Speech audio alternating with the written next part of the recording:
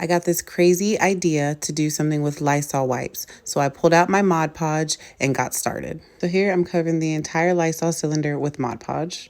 Then I brought out the gloss Mod Podge so I could attach these cute fall napkins to the cylinder.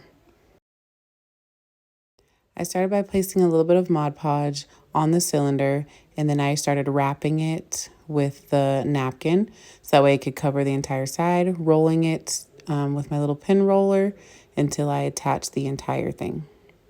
Here I'm cutting the excess so that way it only covers the center of the cylinder. And now she's all covered with this cute fall plaid color scheme.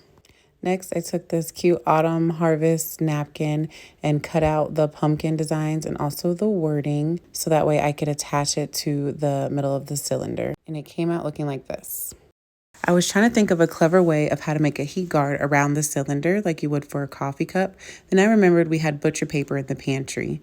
So I cut a strip off and then I secured it with the Mod Podge and just rolled it all the way around until I got to the other side of the cylinder. It's crazy how much at this point it actually looks like a real coffee cup. So I've cut out the pumpkins and now I am gluing it with the Mod Podge to the brown butcher paper. This is a process called decoupage, which is just a fancy French word meaning to cut. This step of coating the decoupage applique with the clear gloss Mod Podge to the cylinder is very important in order to seal everything together. Here I'm doing the same decoupage technique for the words autumn harvest for the bottom of the canister. This step was probably the most fun of the whole project. I used some sealant foam and sprayed it on a parchment paper just like it was whipped cream.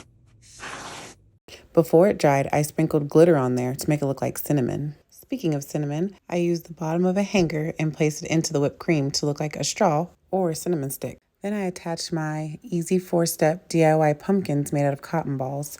I hot glued everything to the top of the canister, making sure to leave space for the top to still open.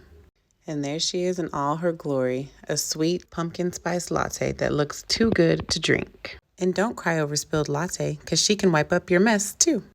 Bon appetit!